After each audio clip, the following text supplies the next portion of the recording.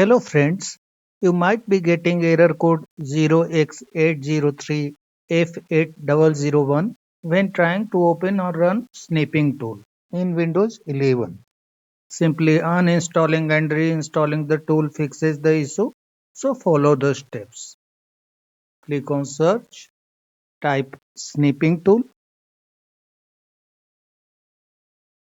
right click on the result and select uninstall.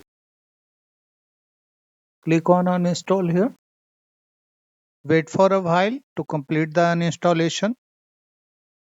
Once uninstalled, click on Start, click on Microsoft Store.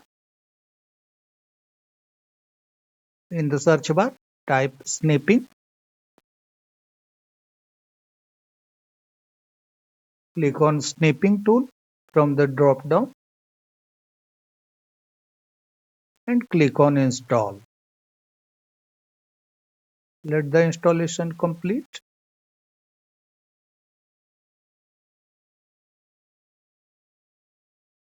After installing, click on Open.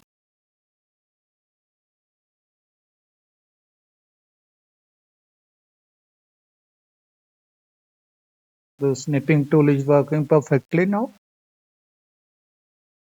That's all friends. Thanks for watching the video.